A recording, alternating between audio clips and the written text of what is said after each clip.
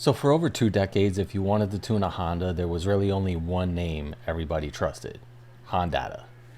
Now, Hondata was just quietly bought out by a private equity firm back in May, and the news of that only broke publicly within the last few weeks. Now, I made a video about that last week, and I want to thank everyone who watched it and commented. There was a lot of discussion on it. If you haven't seen that video yet, I'll put a link in the description. You can check it out. But I wanted to dive deeper into this and what does it actually mean for the future of the tuning world, especially when it comes to Hondas and Acuras. And if you're worried, I wanted to maybe explore what other options are out there. So again, in this video, I want to break down three things: what actually happened with this acquisition, what private equity ownership has historically meant for tuning brands like this, and most importantly, what alternatives exist if you want options outside the Hondata ecosystem going forward. Of course, we're going to talk about companies like Haltech and Fueltech, so let's get right into it. So a little background: Hondata was founded back in 1999 by Derek Stevens and Doug McMillan, and for a long time it was basically the industry standard for Honda tuning. Most people know it from products like the S300 and the Flash Pro, which basically let you reflash your factory ECU instead of running a separate piggyback box. Now, in May, Hondata was quietly acquired by a company called Engineering Performance Technologies, or EPT. It didn't become public knowledge until a few weeks later, when details started circulating online and were eventually confirmed to industry outlets. Here's the part that matters most: EPT isn't a random buyer picking up its first tuning brand. It already owns Cobb Tuning, PRL Motorsports, AutoMeter, EcuTek, and GrimmSpeed. With Hondata now under the same roof as PRL, they've effectively built the same setup for Honda and Acura, software and hardware from the same parent company. So let's look at the optimistic side of this. Private equity backing can mean real cash for research and development, faster support for new platforms, and resources that a smaller independent company just doesn't have. If EPT invests in Hondata the way they've invested in Cobb, you could see faster updates for new Honda platforms and possibly expanded features. So on the flip side of that, let's talk about what could be concerning with this.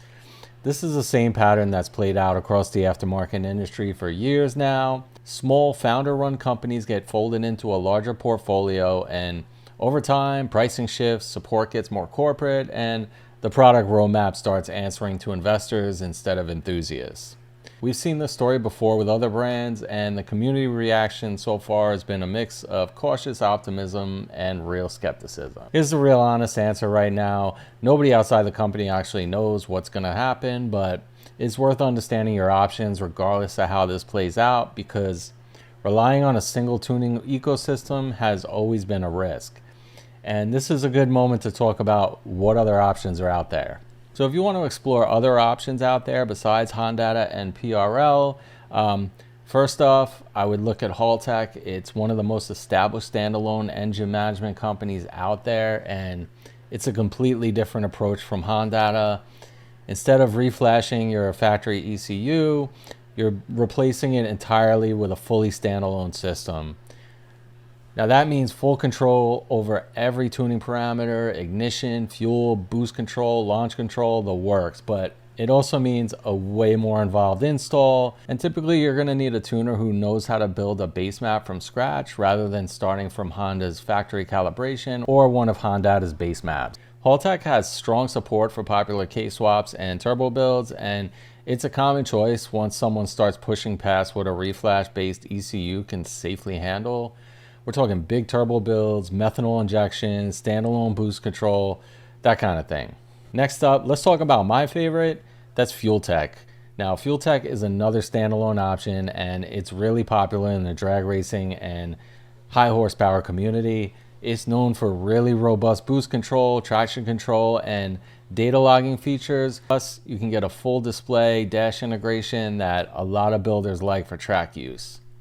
Like Haltech, it's a full standalone replacement, so the same trade-offs apply. You're going to have a more involved install, more tuning knowledge is going to be required, but essentially there's no ceiling on what you control with the Fueltech.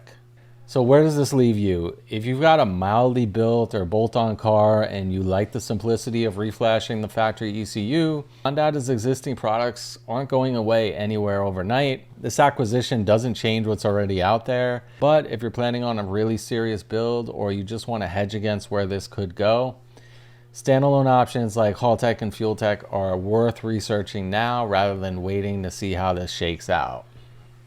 So here's my take. Personally, I'm not writing Hondata off. I have a K-Pro in my RSX Type S, and I'm not going to be getting rid of it anytime soon. Plenty of companies keep their identity and quality after a buyout, but I'll definitely be watching pricing as well as support response times and whether new platform support keeps coming. That being said, my next project, I probably will be using a FuelTech. I think they're an excellent option, especially with the amount of control you can get on a standalone unit. So that's where things stand with Hondata right now. I'll keep you guys updated as more things come out. Subscribe so you don't miss it. Let me know in the comments, are you going to stick with Hondata or are you going to go standalone? I'm DC5 James, and I will see you on the next video. Peace.